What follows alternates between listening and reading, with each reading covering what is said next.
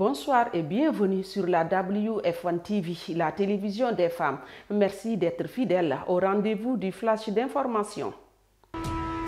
Nous ouvrons ce flash d'information avec Sokhna Ndaté Cissé, championne mondiale de récital de Coran, âgée de 14 ans et originaire de la ville sainte de Touba. Sokhna Ndaté Cissé est la première sénégalaise à gagner ce prix depuis sa création.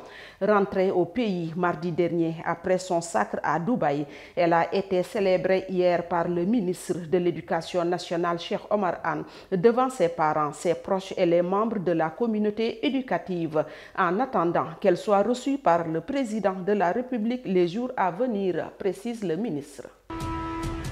Éducation toujours. 34 jeunes filles du centre de formation professionnelle de Saint-Louis ont reçu hier des kits d'appui à l'insertion des mains des responsables du Fonds des Nations Unies pour la population.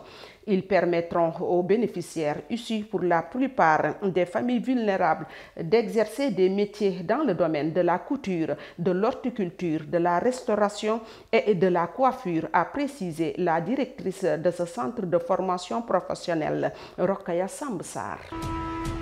Économie, de nouvelles perspectives pour l'entrepreneuriat féminin. La rencontre d'échange organisée par la Chambre de commerce, le Fonds de garantie des investissements prioritaires FONGIP, la Banque agricole LPA et plusieurs associations et groupements féminins vise à présenter aux femmes entrepreneurs les opportunités qui leur sont offertes.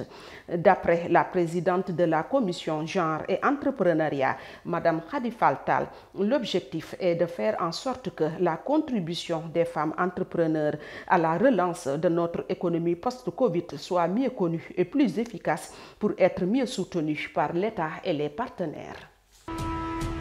Actualité internationale à présent. Au Burkina Faso, des assises nationales ont débuté aujourd'hui pour nommer un président de transition 2 semaines après le deuxième putsch en 8 mois qui a porté au pouvoir le capitaine Ibrahima Traoré.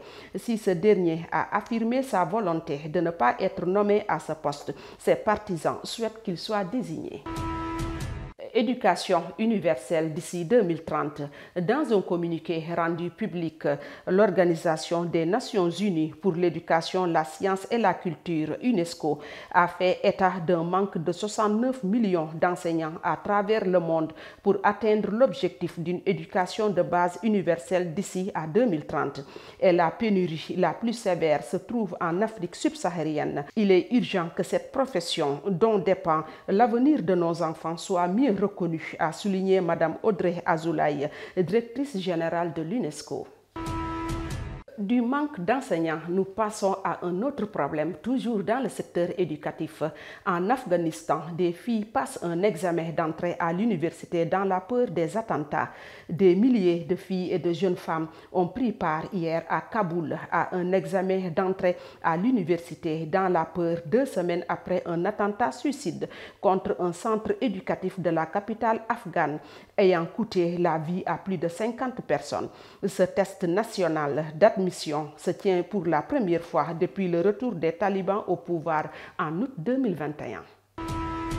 Page Sport, le comité d'organisation des Jeux olympiques de la jeunesse Dakar 2026 est sur une bonne lancée en direction de ce rendez-vous mondial en terre sénégalaise.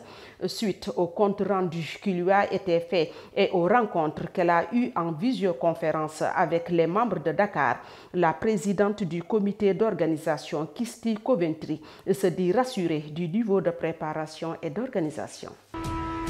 Toujours en sport, à quelques jours du coup d'envoi de la prochaine Coupe d'Afrique des Nations de beach soccer prévue le 21 octobre au Mozambique, le capitaine de l'équipe nationale du Sénégal, Alseyni Ndiaye, a reçu hier des mains du ministre du Tourisme et des Loisirs, Mame Mbaye Niang, le drapeau national, occasion pour l'autorité d'exhorter les lions de la plage à tout faire pour conserver leur titre.